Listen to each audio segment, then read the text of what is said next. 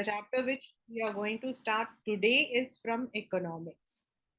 We will be doing these three chapters in economics because for the half yearly, most of the schools will be covering half portion. In some of the schools, in fact, 75% syllabus is also covered. मतलब कई कई schools के अंदर तो 75% syllabus cover हो जाता है. The only factor is that कि some of the chapters are इस बार please आप लोग एक बार अपनी सीबीएसई के साइट के साथ में बी इन योर वो, क्योंकि कुछ चैप्टर्स में only maps are going to come. Like आपका जो life lines in national economy है which is actually a very interesting chapter, उसमें से now maps are going to come. And industrialization वाला जो है that would be assessed only in the periodical test. It will not be there in your finals. So there would be some of the chapters जिसके अंदर there would be some rationalized. So you have to keep in touch with that.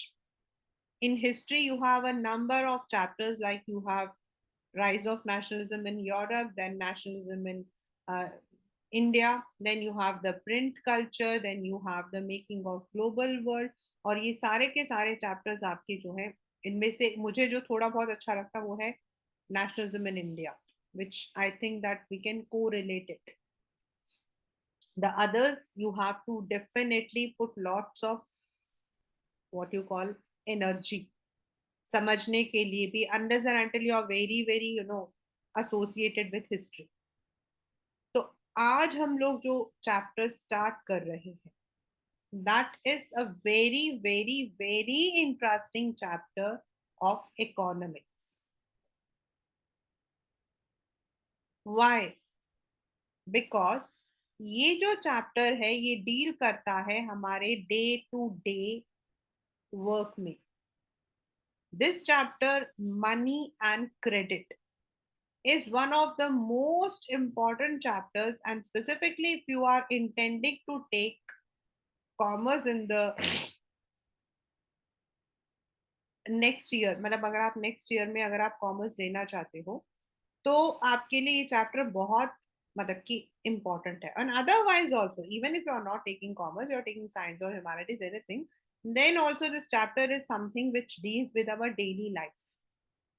हम में से हर एक इंसान, we go to the banks. हम में से हर एक इंसान को कभी ना कभी, चाहे हम बिजनेसमैन हो, चाहे हम घर में रहते हो, चाहे हम ऑफिस में काम करते हो, वी नीड लोन्स.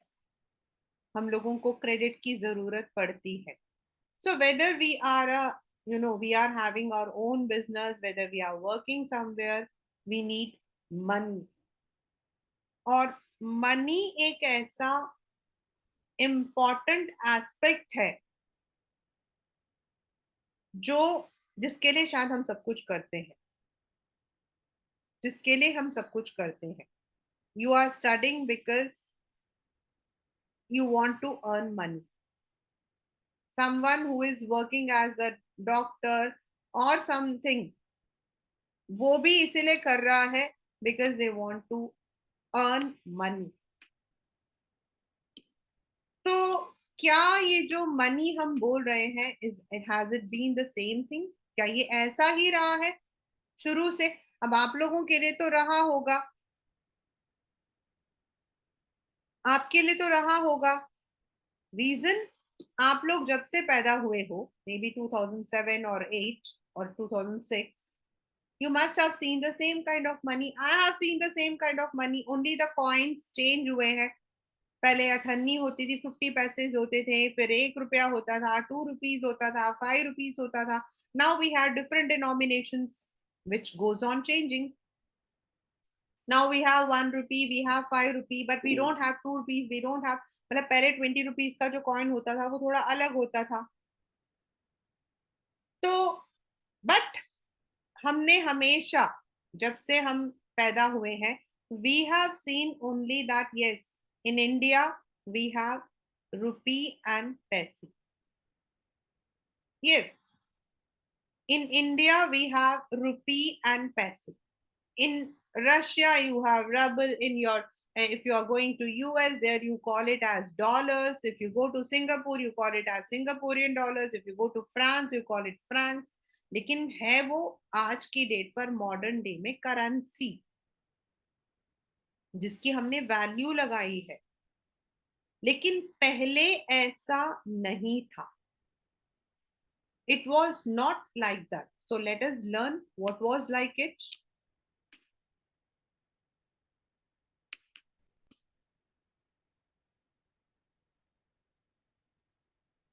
When मतलब हम जा रहे हैं, सबसे पहले we would be going somewhere back, जब सिविलाइजेशन स्टार्ट हुआ था, मतलब जब लोग जो है आकर रहने लगे थे.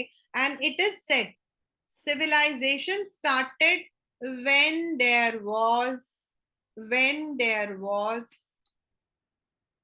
जहां पानी होता था, where there was water. और वहीं पर आपके लोग जो हैं they used to come. And first जो हमारा हम लोगों ने पहले भी पढ़ा था, the very first which we have always seen is agriculture. Remember this. तो पहले क्या होता था, लोग सिर्फ एक ही काम करते थे और वो होता था एग्रीकल्चर. नाउ शुरू शुरू में, मतलब we are going to the era, just envisage, हम उस एरा में है जहां यहाँ एक घर है तो कहीं मतलब कि 100 कोसों दूर एक और घर है. तो people use to be self sufficient. अब आप सोचोगे कि मैम सेल्फ सफिशिएंट कैसे हो सकते हैं, आप लोग सोचोगे मैम कैसे हो सकते हैं. I'll tell you the story of my own village. अभी you know that I had gone to Chennai in May. तो जब मैं मई में गई ना, तो जिस गांव में हमारा मतलब कि मंदिर है, you won't believe, they don't have, there is only one single shop. You get the normal जो दाल चावल वगैरह होते हैं वो आपको मिल जाते हैं. You don't find the fruities and tooties and all, you know, the मतलब मुझे पेप्सी पीनी थी तो these were not there. तो आई सेड कि यहाँ पर सब्जी की दुकान नहीं है, बिकॉज मैं इससे पहले 10-15 साल पहले गई थी तब भी नहीं थी, उससे पहले जब गई थी तब भी नहीं था. तो they said we don't need सब्जीज. I said how come. मतलब 2023, I am talking about 5th May 2023. They said because यहाँ पर सबके पास अपना अपना खेत है, so whatever they want they just sow there and they exchange it with their neighbors whatever they don't have. And I was literally, मैंने कहा है ऐसा भी होता है. उन्होंने कहा बाकी जो एक आध चीजें हैं that we get from the nearby town, they don't need to you know. मतलब वहां पर सच में कोई सब्जी की दुकान नहीं, नॉट इवन अ सिंगल. सिर्फ एक शॉप है जहां पर आपको डे टू डे के वो भी थोड़े बहुत सामान. तो जो पहले जमाने में ऐसा ही रहता था कि the people were self sufficient, वो लोग जो ग्रो करते थे उसको ही खाते थे. But then but then they started, मतलब कि उनको जो है एक डिजायर हुआ कि भाई मेरे पास तो राइस है बट उसके पास गेहूं है, how should I take that. अब मेरे पास वो चीज नहीं है. यहां पर आपका स्टार्ट हुआ, very very very important question, यहां पर आपका स्टार्ट हुआ the barter system. Now what is barter system. Barter system means exchange. जैसे आप अपने स्कूल में भी करते होंगे. मुझे याद है व्हेन आई वाज मतलब कि एज अ टीचर, तो स्कूल में, अभी तो मुझे नहीं पता क्या ट्रेंड चल रहा है क्योंकि आजकल तो रील्स का ट्रेंड है. वो उस वक्त में वो आता था पोकीमॉन, एंड वो पोकीमॉन के कार्ड्स होते थे and the children use to exchange with each other. तेरे पास पिकाचू है, Pikachu was not given to anyone, तेरे पास ये है, ये पर तेरे पास ये है. So the exchange system was there. आपके पेपर में क्वेश्चन जो आता है, मैंने ऐसा आपको भी लग रहा होगा why I have taken such a weird question. This question came in the boards class 10 कि can you find barter system in your area in today's time. क्या आप अपने एरिया में बार्टर सिस्टम आज भी देख सकते हो. तो the answer is yes, we can see barter system even today, आज भी हम बार्टर सिस्टम देख सकते हैं. Now I give you the examples जो पेपर में आया था. आपने अगर देखा हो, I don't know how many of you have seen this या हर्ड दिस. मतलब कि घर के बाहर से specifically I have seen in Dilshad Garden, I have seen it. मतलब कि एक तो जाते हैं बर्तन उठाकर, you give the old clothes, और आपको वो क्लोथ्स के बदले में they would be giving you the utensils, आपको बर्तन देते हैं वो, if you have seen it. And then there is one more जो साइकिल में जाता है, the person is having the cups, आप उसको पुरानी चीजें देते हो और वो आपको उसके बदले कप देता है, cup and saucer and all. And that's a very unique way. I remember, बड़ा ही मतलब कि होता था, हम इतने सारे कपड़े देते थे और वो इतनी सी कटोरी देती थी. And then there would be a bargain, no no no no, ये वाला बर्तन दे दो, वो वाला बर्तन दे दो, and still that is there. अगर आपके पेपर में बाय चांस एग्जाम्पल आता है, यू कैन राइट इट. मतलब we can exchange the things. अब आता है आपका major question, which is a repeated question in your schools as well as in the boards. What is double coincidence of wants, या what are the major drawbacks of barter system? Explain with an example. I think this is the question which is there in your book also. Explain with an example. Now, barter system का मतलब क्या है? आपके पास pen है and मेरे पास notebook है, right? Now you don't want the pen, आपको पेन नहीं चाहिए, आपको जो है पेन के बदले you want something else.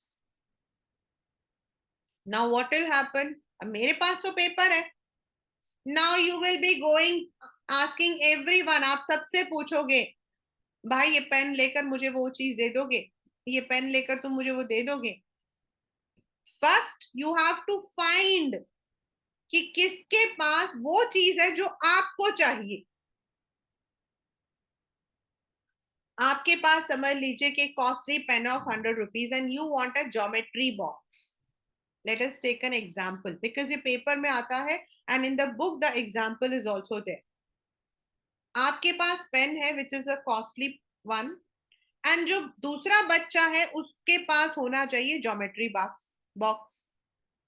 लेकिन जिसके पास ज्योमेट्री बॉक्स है उसको पेन नहीं चाहिए. Now this is called as double coincidence of wants. यानी कि जो दोनों पर्सन्स हैं, दोनों को उस चीज की जरूरत होनी चाहिए जो दूसरे के पास है. यानी कि आपके पास पेन है और जो दूसरा इंसान है उसके पास ज्योमेट्री बॉक्स है, तो उस ज्योमेट्री वाले को पेन चाहिए होगा और पेन वाले को ज्योमेट्री बॉक्स चाहिए होगा, तभी ये काम पूरा हो सकता है. That is what is the drawback of barter system. याद रखना बच्चे, what is double coincidence of wants, या फिर what is the major drawback of barter system is both need to fulfill the requirement of each other. अब शुरू में as I said, जब हमने कहानी शुरू की तो आई सेड कि in the earlier time people use to have self sufficiency, उनको जरूरत नहीं पड़ती थी, but slowly gradually they started, भाई उसके पास तो टमाटर उग रहे, उनके पास कुछ नया चीज उग रहा है, I need that.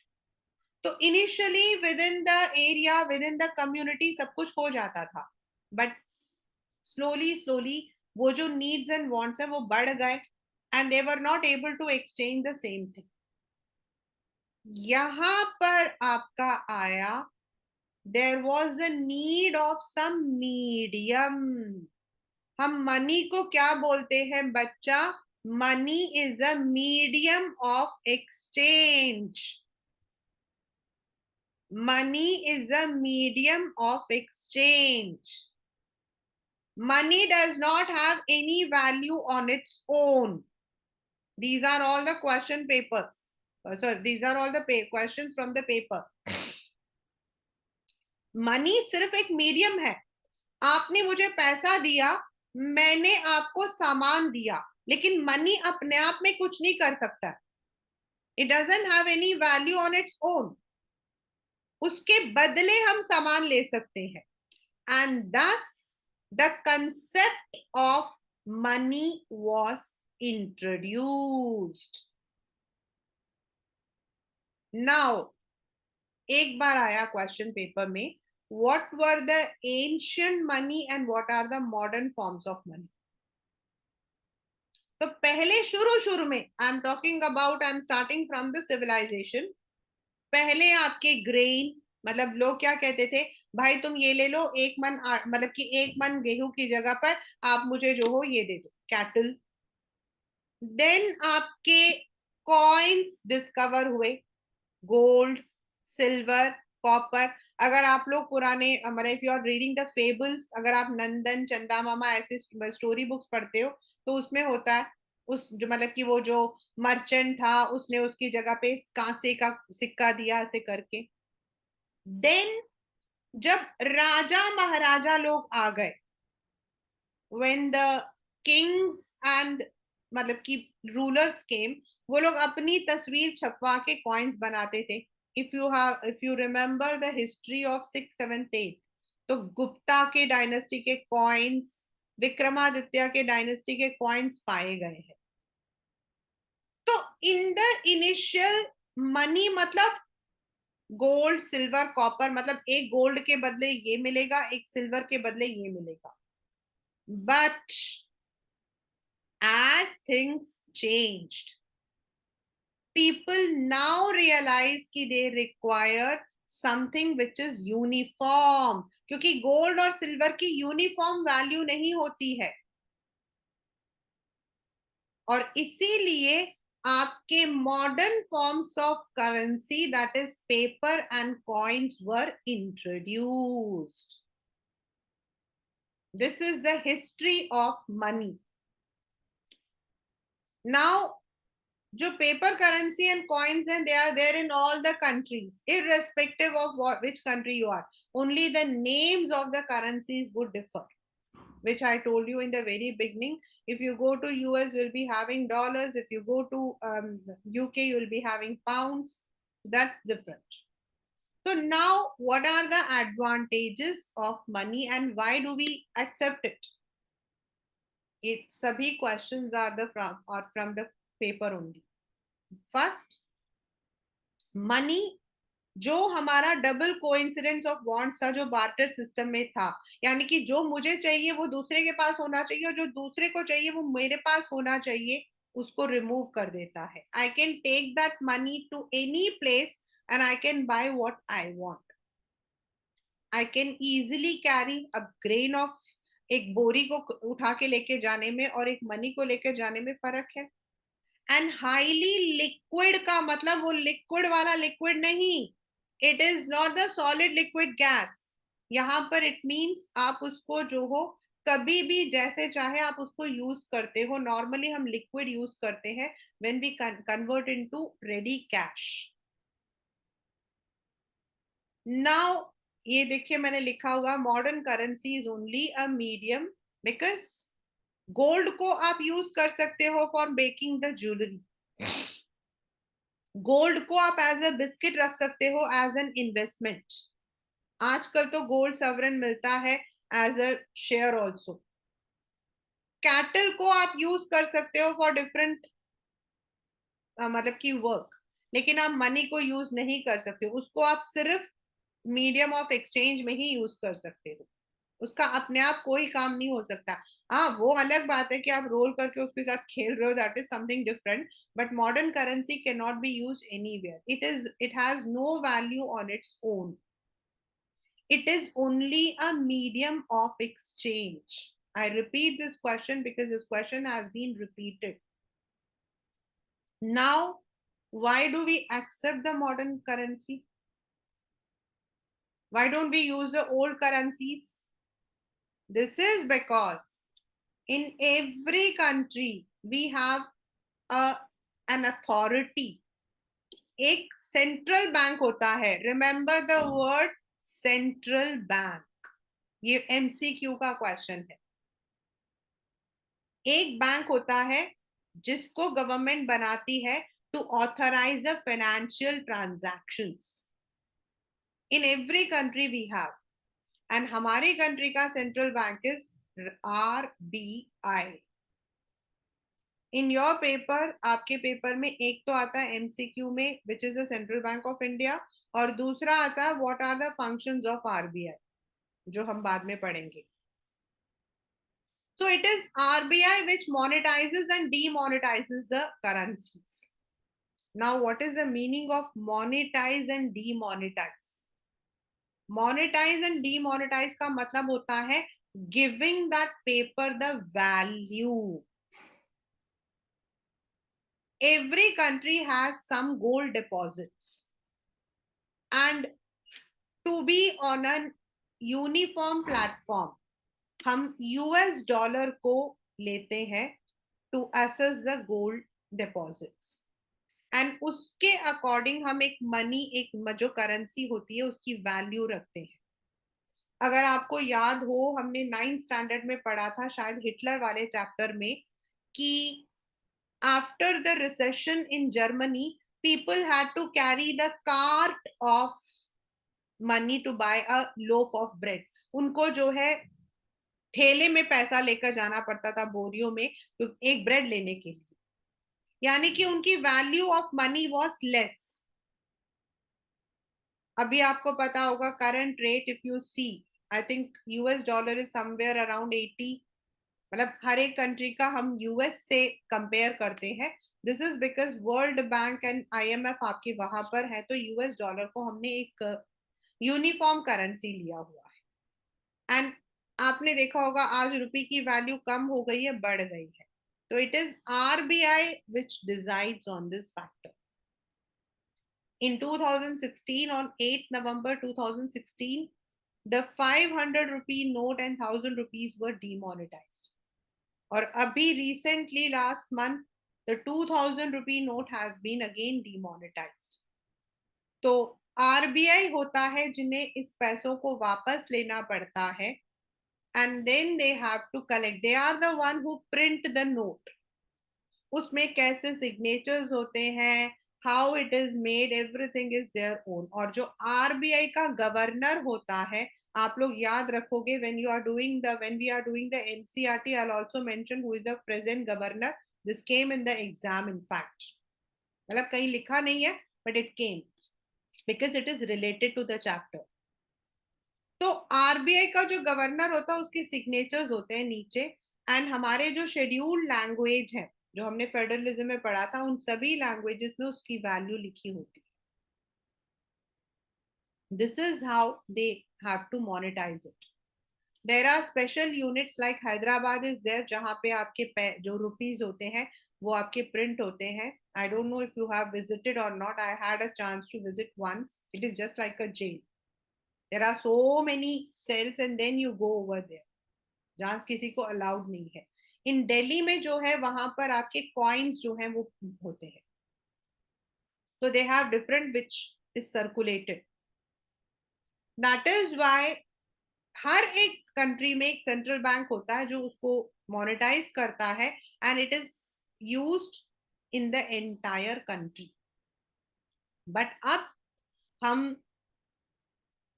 Besides rupee and coins, हमारे पास debit card, credit card, digital payments, cheque भी है. आपके बुक में 3rd पेज पर राइट साइड में चेक बना हुआ है. पेपर में एक बार चेक बनाने के लिए आया था, और एक बार आया था 10 रुपी का नोट जो है उसमें क्या लिखा, वो आपके शायद बुक का पहला क्वेश्चन भी है. This is there. चेक आजकल बहुत कम यूज होता है. Since we are having the digital payment, most of the payments can be now done through the digital wallets and all. लेकिन चेक होता है एक बहुत important instrument. Cheque is a paper जिसमें लिखा होता है, आप देख सकते हो राइट साइड में, आई मेड इट. एक पेपर होता है जिसमें बैंक का नाम लिखा होता है, यहाँ पर आपको डेट्स लिखनी होती है, and then it is written pay. उसमें आपका नाम भी हो सकता है या फिर आपका नाम के साथ अकाउंट। अगर ये क्रॉस कर दिया ना तो उसका मतलब है कि वो पैसा आपके अकाउंट में जाएगा, लेकिन अगर ये क्रॉस नहीं किया है तो आपको हाथों हाथ पैसा मिल जाएगा। एंड देन जिस अकाउंट से पैसा जाना वो account number, then the amount in numericals and also in English लिखा होता है, that is cheque. Cheque is a paper जो डायरेक्ट, मतलब चेक जो है वो बैंक को ये बोल रहा है कि मेरे अकाउंट से इतना पैसा निकाल के इस इंसान को या इसके बैंक में डाल दो। Say if I have given a cheque to Diksha, तो इसका मतलब यह है कि मैं बैंक को बोल रही हूँ कि दीक्षा को मेरे अकाउंट से इतना पैसा निकाल के दे दो। That's cheque. Check is a very important instrument which is used in the day-to-day activities of business. Now, आपके पेपर का एक क्वेश्चन है कि deposit with banks are why it is called as demand deposits. And एक जिसको कहते हैं ना sure and short question, sure and short question वो है कि बैंक्स अपना काम कैसे करती है। तो in India, banking is not a new concept. If you are taking commerce, आपका पहला चैप्टर ही वही है। बट जो नेशनलाइज हुए थे, यानी कि बैंक को गवर्नमेंट के अंडर लेकर आए थे after independence, and we also have the private banks which are owned by some people. तो जब हम बैंक कहते हैं तो बैंक में बड़े सारे डिपॉजिट्स होते हैं, उनमें से सबसे जो कॉमन है वो है सेविंग्स डिपॉजिट्स। वो है आपका सेविंग अकाउंट जो आपका, आपके पापा का, आपकी मम्मी का, सबका होगा। That is how you make the payment for different areas. Now what is saving account? Saving account होता है जिसमें आप अपना, जो चाहे आपकी सैलरी हो या आपकी सेविंग्स हो, आप उसको उसमें डालते हो। You need to have a minimum balance. जो आपके गवर्नमेंट बैंक है उसमें 1,000 रुपए होते हैं, and in the private bank it is 5,000 to open an account and to maintain. लेकिन हम जो है कभी भी चाहे, लाइक 5,000 तो मिनिमम है, अब मेरे बैंक में 10,000 है and I want to take some money out of my bank, I can take it out. That is why we call it as demand deposits, यानी कि on demand we can take back our money. और अगर मैं चाहूं तो I can even close my account. If I don't want to use my account, I can close and I get back my entire money. So that is why banks deposits are also called as demand deposits. Now banks कैसे काम करती है? One of the most repeated question of exam. अब bank में हमारे जैसे कितने लोग डालते हैं, कितने लोग डालते हैं? Let us come to an example कि सब ने, मतलब देर आर 10 पीपल और सब ने 1,000 रुपीज डाला। I am giving a simple example, यानी कि the bank is having 10,000 rupees, right? मतलब 10 जने थे और 10 जनों ने 1,000 रुपए डाला। अब बैंक क्या करेगी? ये जो 10,000 रुपए है इसमें से 15% it has to keep for its reserve. ये भी पेपर का क्वेश्चन है कि वो 15% क्यों रखती है। एंड जो बाकी 85% है उसको it gives as credit to different people. Businessman जो लोन लेते हैं, क्रेडिट कार्ड के थ्रू लेते हैं, उनको उसमें से, यानी कि 10,000 में से 8,500 it will use as credit and 1,500 it will keep as reserve. क्यों? क्योंकि if people come to take the money, भैया मेरे को पैसों की जरूरत है, मैं वापस लेना चाहती हूँ, आई हैव टू बी, अब जरूरी नहीं है ना कि सारे लोग 1,000 रुपए हमेशा के लिए डाल देंगे.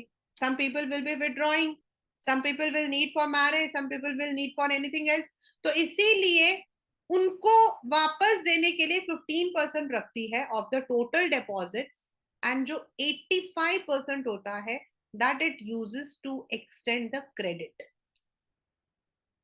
नाउ क्या होता है, जो 8,500 रुपीज था उसमें जो आपका रेट ऑफ इंटरेस्ट है जो वो लेता है बैंक, वो ज्यादा होता है. वेरस जो आपके सेविंग्स अकाउंट होते हैं उनमें जो इंटरेस्ट बैंक हमें देता है वो आपके कम होते हैं. Like for savings account it is 3.75 to 4.2. For FD it is something around 6 to 7%. Whereas in the credit it is around 10%, 12%, 13%, 15%. मतलब it depends कौन सा क्रेडिट है. भाई क्रेडिट आपके अलग अलग होते हैं. आप घर के लिए ले रहे हो, व्हीकल के लिए ले रहे हो, कार के लिए ले रहे हो, या फिर आप एजुकेशन के लिए ले रहे हो, पर्सनल लोन ले रहे हो, बिजनेस लोन ले रहे हो. तो इट डिपेंड्स. तो जो रेट ऑफ इंटरेस्ट उनसे लिया जाता है दैट इज मोर, एंड जो दिया जाता है वो लेस है. तो जो बैलेंस ऑफ इंटरेस्ट होता है that is how the banks work. जो उसका माइनस करके उनके पास पैसा बचता है, they use it for different purposes. अपने बैंक को मैनेज करने में, अपने बैंक की स्टाफ को सैलरी देने में यूज करते हैं. This is the question which I said which has been in the paper repeatedly. How do banks intermediate between savings and creditors? From this chapter each and every question is very important. So the bank will be charging higher rate on the credit and it would be giving less rates when it is extending, when it is taking the savings. Now as I said there are number of credit. हमारे लिए अलग अलग तरीके लिए होते हैं credit. सबसे बड़ा, हम तो इकोनॉमिक्स पढ़ रहे हैं भाई, हमें यहाँ पर लोगों के बारे में नहीं, हमें इकोनॉमिक्स के बारे में पढ़ना है कि कंट्री का इकोनॉमिक जो है वो कैसे चलता है. We are here reading how the economy of a country is develop, और उसके लिए हमारा जो क्रेडिट है it plays an very important role. हमारे पास अलग अलग तरीके के क्रेडिट होते हैं. For example, as I said, there might be a housing loan, there might be a business loan, there might be an education loan, there might be a vehicle loan. So credit is given for different purposes. But how? Now, ये आपका again terms of credit आपके paper में आता है. Collateral अलग से paper में आया हुआ है. What is the collateral? So when the banks are giving you the loans, banks को हम फॉर्मल सेक्टर कहते हैं क्योंकि उनका they all come under RBI. All the banks whether they are nationalized or private banks they come under RBI. तो जो banks होते हैं they are formalized, उनको कुछ रूल्स एंड रेगुलेशंस फॉलो करने पड़ते हैं. और जब वो लोग लोन देते हैं तो फर्स्ट उनको चाहिए होता है collateral. Now what is a collateral? Collateral मतलब हम हिंदी में कहते हैं किसी चीज को गिरवी रखना. Any asset which is owned by the borrower and used as a guarantee to a lender. जब घर खरीदते हैं तो घर के जो कागज होते हैं they are taken as collateral. When the farmers buy the cattle उसके पेपर्स वो रखते हैं as a collateral. If you are buying the vehicle, आपके व्हीकल के जो रजिस्ट्रेशन होता है उसमें लिखा होता है हाइपोथिकेटेड, उसमें लिखा हुआ आता है. इफ यू आर मतलब कुछ भी in the business there are different kinds of collateral, shares, bonds, वो हमें रखना पड़ता है. देन जो बैंक होता है वो ये तय करता है what will be the rate of interest. As I said, the interest rate varies from duration, type of credit. मतलब अगर आपका एजुकेशन लोन है तो 8 से 10% के बीच में होता है. हाउसिंग लोन है तो वो भी आपका कम होता है, क्योंकि दीज आर बेसिक थिंग्स. लेकिन अगर आप जो हो, if you are buying, if something is for luxury, उसमें आपका रेट ऑफ इंटरेस्ट ज्यादा होता है. तो there are different kind of loan. तो depending on the kind of loan, the type, और फिर कितने महीनों के लिए, कितने साल के लिए ले रहे हो, आपका रेट ऑफ इंटरेस्ट तय होता है. आपका EMI यानी कि इक्वेटेड मंथली इंस्टॉलमेंट.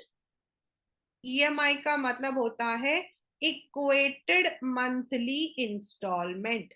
ये आपका जो है बैंक जो है वो तय करती है that every month how much you are going to give. And then other details like आपका पैन कार्ड, आपका Aadhaar card, your residential proof, your income proof, ये सब कुछ लेती है. And this is how the banks extend the loans or credit to the people who need it.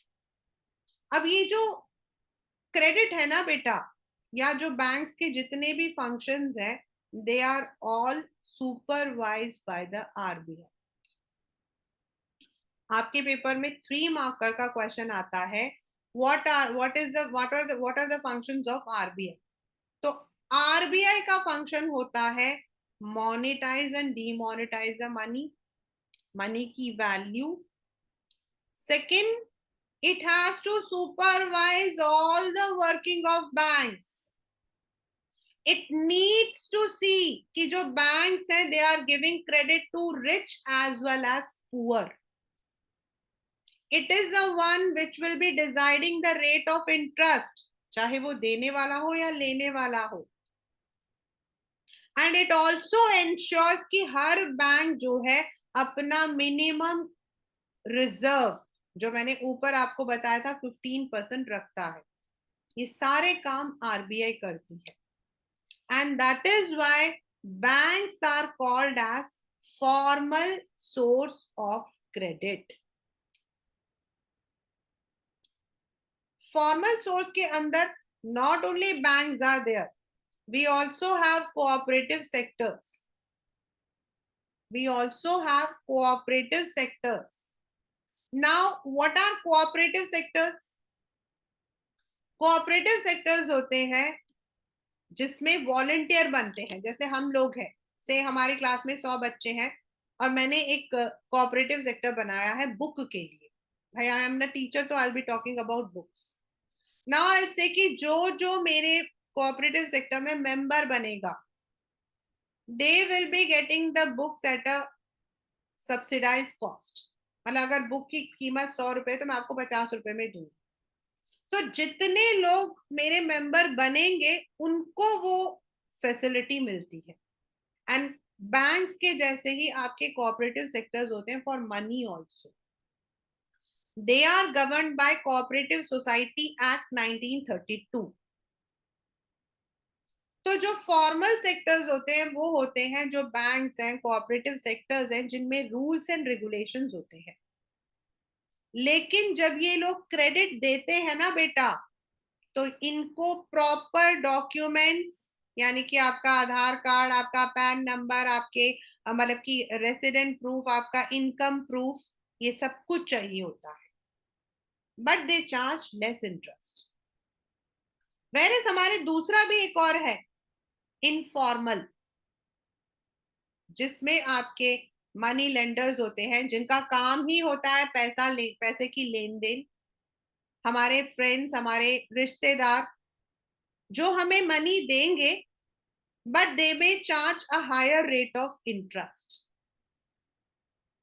I remember we had one person जो आज से 20 साल पहले 10% रेट ऑफ इंटरेस्ट पर देता था. 10% per month.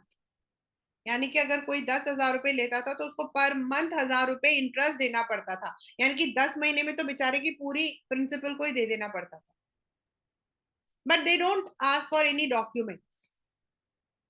and they don't come under any rules and regulations, इसीलिए certain times they are corrupt. अब ये एक next question, again I have put it in point, आप इसी को ऐसे का ऐसा ही learn कर सकते हो.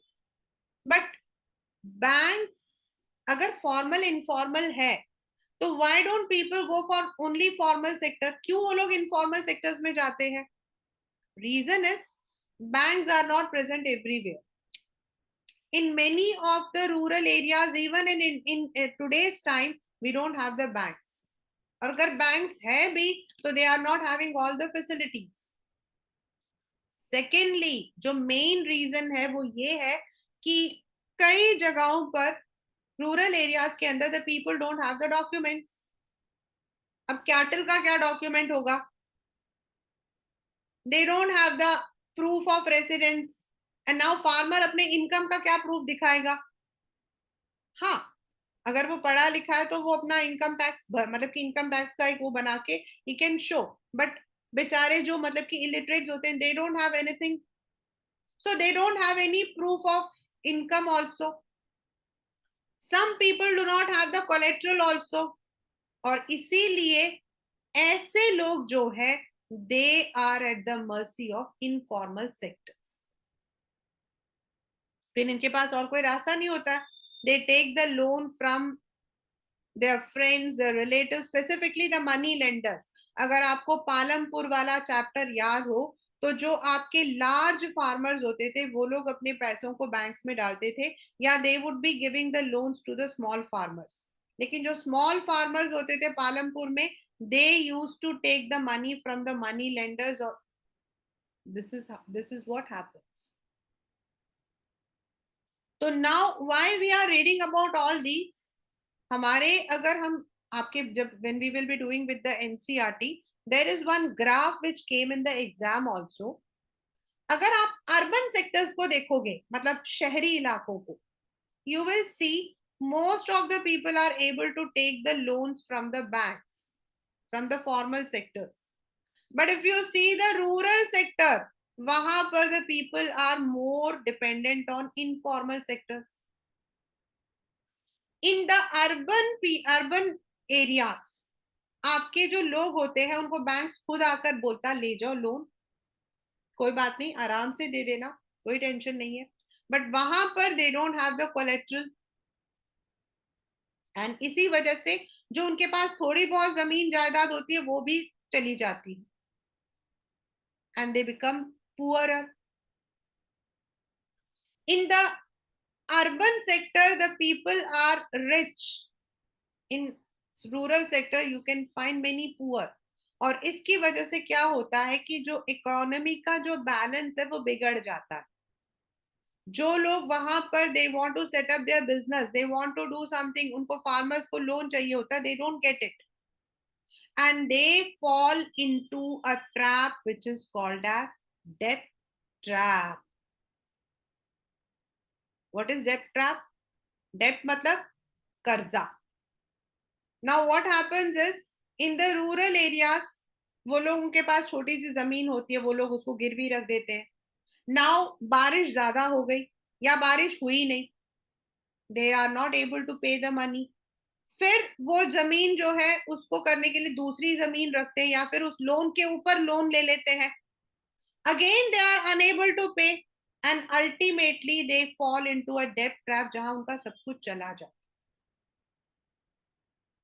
नाउ ये जो मैंने ऊपर लिखा है credit plays positive as well as negative role. Cooperative I have already done, ये भी पेपर का ही क्वेश्चन है.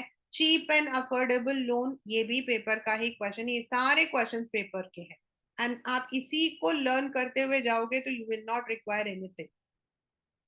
क्रेडिट आपका पॉजिटिव भी है. Now why we are talking about credit. अगर क्रेडिट से लोग डेब्ट ट्रैप में गिर रहे हैं तो हम क्रेडिट के बारे में क्यों पढ़ रहे हैं.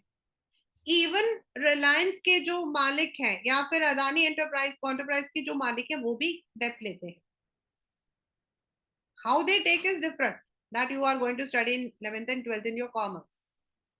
But it is positive as well as negative. Now ये वाला क्वेश्चन आया था आपके पेपर में credit plays positive as well as negative role. Explain with examples. Explain with examples.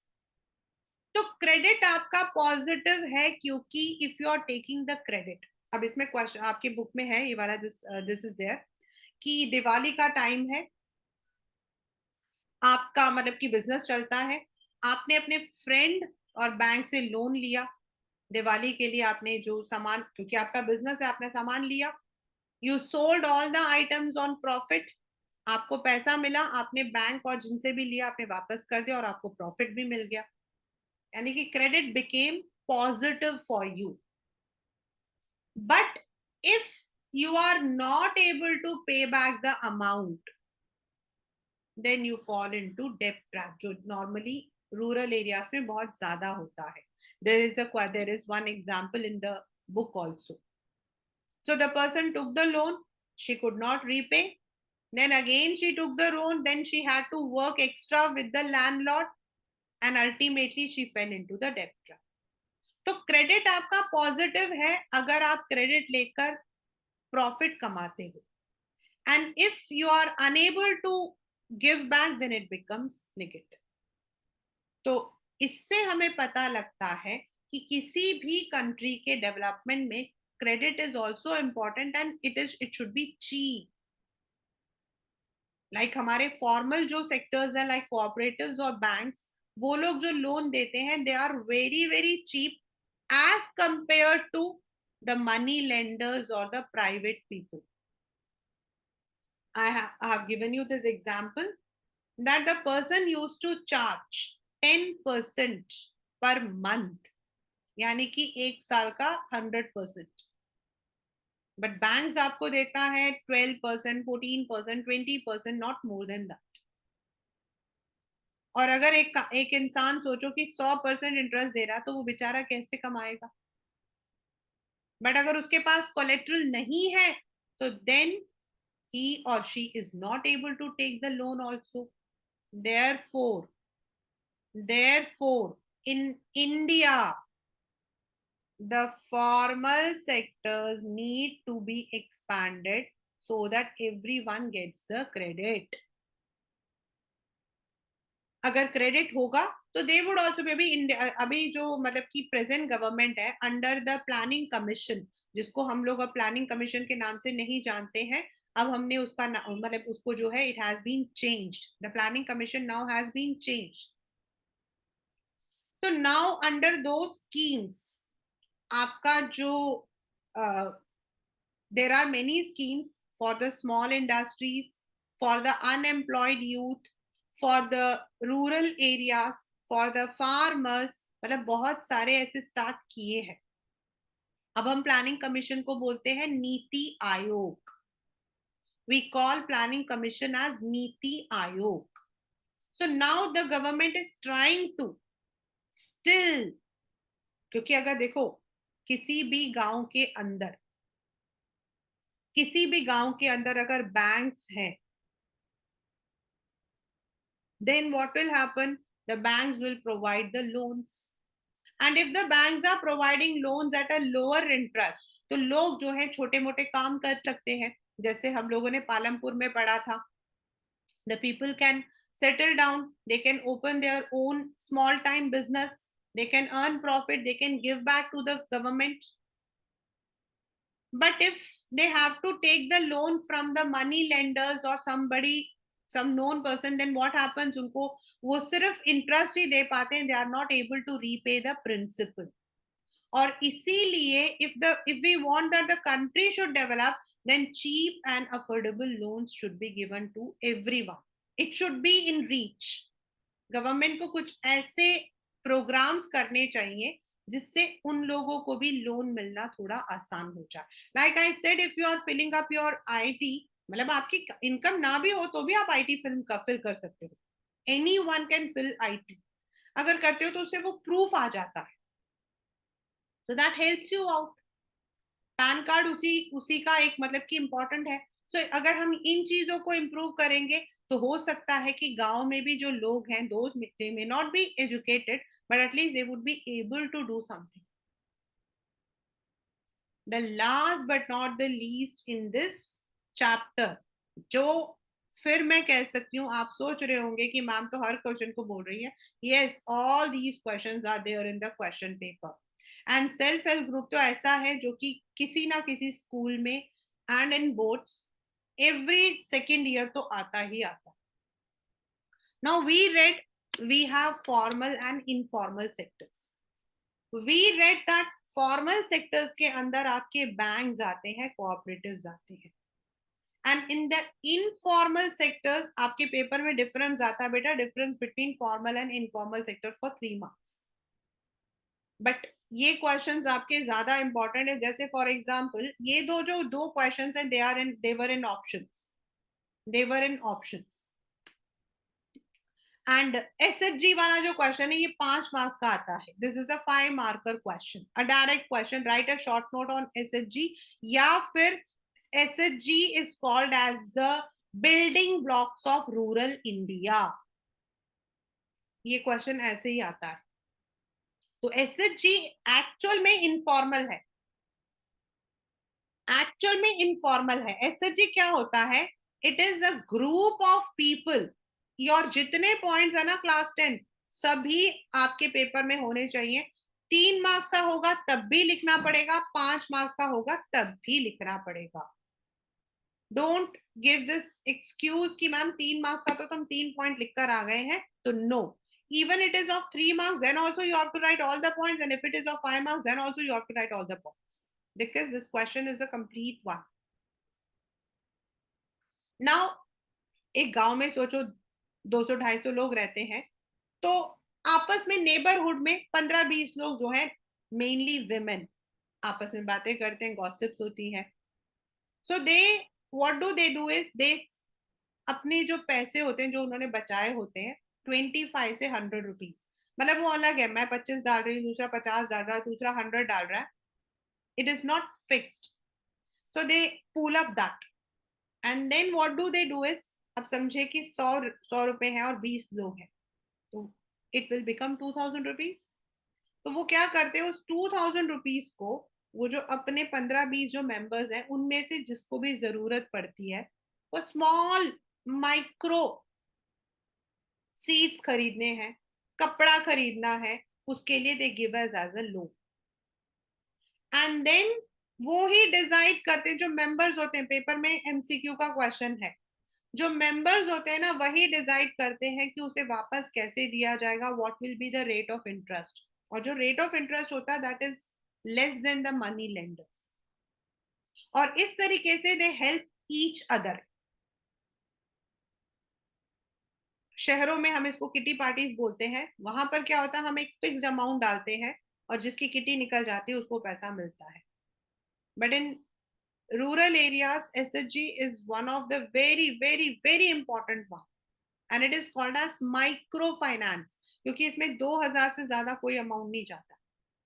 And whatever amount is there, वो अपने ही जो members होते हैं, मेंबर्स ही डिसाइड करते हैं कि क्या रेट ऑफ इंटरेस्ट होना चाहिए when it has to be return back.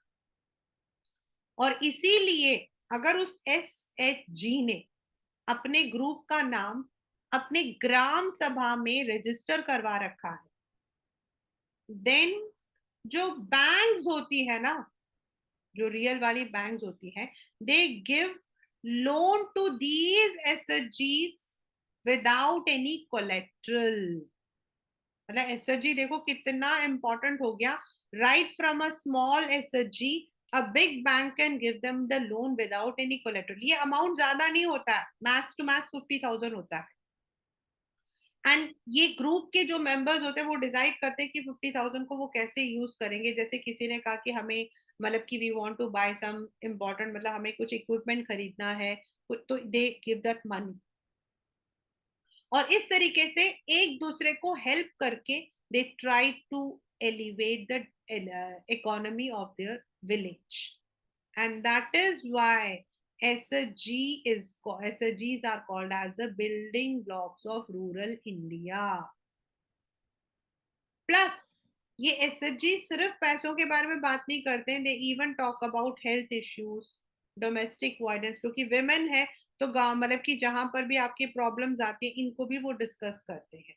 And thus they are an important, मतलब विमेन होने के बावजूद भी they are an important source in the economy of our country. Micro finance है लेकिन फिर भी instead of taking loan from someone they have this kind of, मतलब मनी लेंडर के पास जाने से अच्छा वो सेल्फ हेल्प करके करते.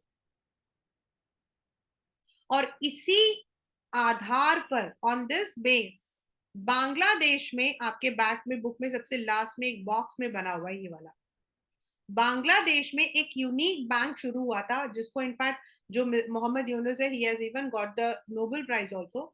ही started a bank which is called as Grameen Bank, which gives loan only to the women, and it also works on the same principle, microfinance. लेकिन मोहम्मद यूनुस का कहना है, उसके फाउंडर का, कि जो विमेन होती हैं दे आर मोर ऑनेस्ट और वापस कर देती हैं टाइम से. इसीलिए जो bank, it started with a very few member, today it is having more than 3000 areas, and this is how Grameen Bank has set up as an example in microfinance. In our country also we have many kinds of banks, like हमारे यहाँ पर agriculture में अगर हम कहें तो we have number of banks which are supporting the rural areas, लेकिन वो एक particular segment को ही करते हैं, like NABARD, national bank for rural development. लेकिन जो ग्रामीण बैंक है वो ऑल द एरियाज, क्योंकि पैसा तो किसी भी चीज के लिए जरूरत हो सकती है, किसी के घर में शादी हो सकती है, किसी को मतलब कि अपने कैटल को खरीदने के लिए हो सकता है, कोई अपने घर में छोटा सा, मतलब कि there are people who will be setting up small tailoring shop, तो जरूरत तो किसी को भी पड़ सकती है. एंड दीज, ये जो रिक्वायरमेंट होती है they may be around 2000 5000, not more than that. And ये जो एसएचजी होता है इसकी सबसे बड़ी खासियत पता है क्या है?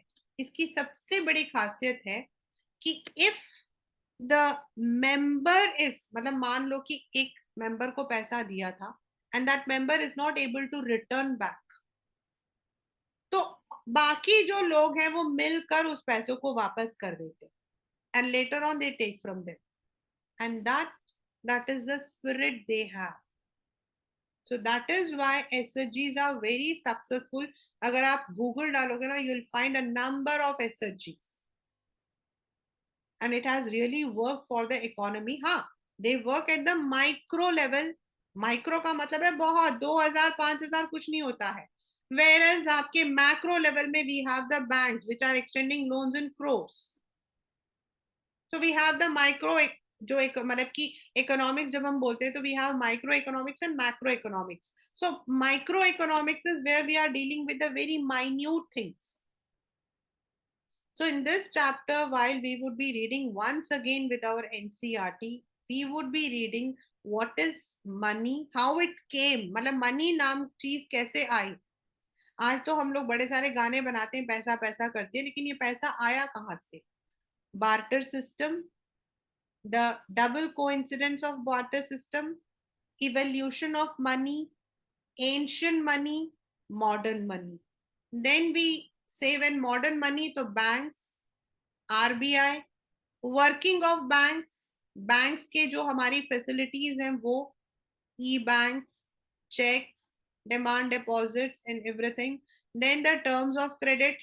फिर जब हम credit word बोलते हैं तो हम कहते हैं credit is not given only by the banks, it is also given by the cooperative sectors, it is also given by the money lenders, और उसको हम divide करते हैं into formal and informal sectors. Then we have read how credit is positive as well as negative. हमने ये पढ़ा. फिर हमने ये भी पढ़ा कि credit is very important for the functioning of the economy, and cheap and affordable credit is more important, because अगर कॉस्टली होगा तो एवरीबडी, आप अगर हम हमारा chapter I don't know globalization, completely globalization पढ़ते हैं 1990 से पहले, हम 1990 में we had the new economic policy, उससे पहले not everyone was having the car. उस जमाने में किसी के पास कार होने का मतलब होता था ओ माय गॉड, और टेलीफोन, गवर्नमेंट खुद टेलीफोन सिर्फ उन्हीं को देती थी जो कि हाई लेवल प्रोफाइल्स होते थे। आज घर के अंदर आई थिंक 8 या 10 फोन होते हैं, एक फोन के अंदर 2-2 सिम्स, 3-3 सिम्स होते हैं। पहले एक फोन होना घर में बहुत बड़ी बात होती थी। एंड कार्स और व्हीकल्स और TV, these were not common. किसी के घर में टीवी होना, that was very, they are very rich. I tell you the story later. तो ये जो क्रेडिट है ना, इसके वजह से ही the multinational companies, the credit, इन सब की वजह से ही जो इकोनॉमी है धीरे धीरे हमारा जो है इम्प्रूव हुआ है। And that is why credit is very very important for our development. फिर हमने पढ़ा that in the rural areas we also have one more sector which is called as self-help group, which is a group of 15 to 20 members who pool up their resources. They are all neighborhood women. They discuss about various issues, but they also help in the microfinancing of their families. So that is all in the chapter money and credit, which we have done along with the notes today. In the next class, we'll be doing the same along with the NCERT.